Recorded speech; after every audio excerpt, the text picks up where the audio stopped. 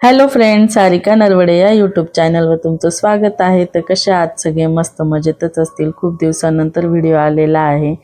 तर हा कामावरचा व्हिडिओ आहे। तुम्ही पाहू शकताय, पहिल्या कामावर गेलेले आहे मी आणि हे नवीनच 1-2 महिने झाले तर लागले हे काम। तर इथे बनवली होती मी लसूण पालक आणि तांदळाची भाकरी आणि डाळ भाताचं कुकर लावलेलं होतं।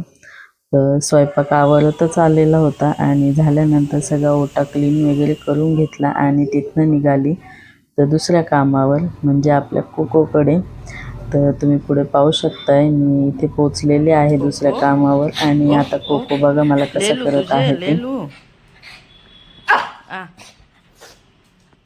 तर इथे थोड्या वेळ कोकोसोबत खेळून घेतलं आणि त्यानंतर मग चहा ठेवला ताईंसाठी।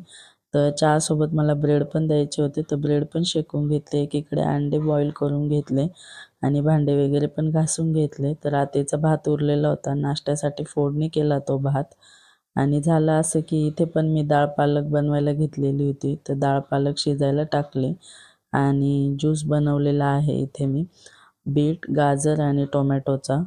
तर झालं असं की स्वयंपाकाचा व्हिडिओ काय मी शूट केला नाही, तर शेवटला ज्यूस बनवायला घेतला होता त्याचाच व्हिडिओ शूट केलेला आहे हा।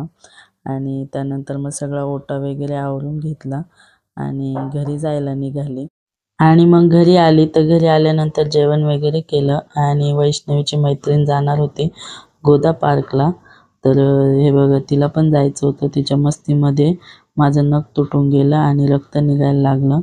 ते बघा कशी रडत आहे ती। तिचं म्हणण्याचा उद्देश आहे की मला जायचं आहे तर तू पण चल असं। तर आम्ही नव्हतो जाणार, त्याच्यामुळं तिचं रडणं चालू होतं।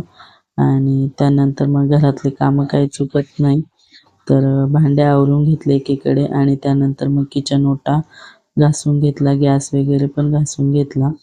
आणि संध्याकाळची वेळ झाली तर स्वयंपाकाचा टाईम झालेला होता। तर एकीकडे भाताचं कुकर लावलं आणि एकीकडे तांदूळक्याची भाजी शिजायला टाकलेली होती आणि दुसरीकडे मुगाची डाळ बनवून झालेली होती। पीठ वगैरे पण मळून घेतलं पोळ्या बनवण्यासाठी। तर आता पोळ्या वगैरे करून घेते आणि त्यानंतर जेवण वगैरे करतो। तर कसा वाटला व्हिडिओ कमेंटमध्ये नक्की सांगा। आवडला असेल तर लाईक करा, सबस्क्राईब करा, शेअर करा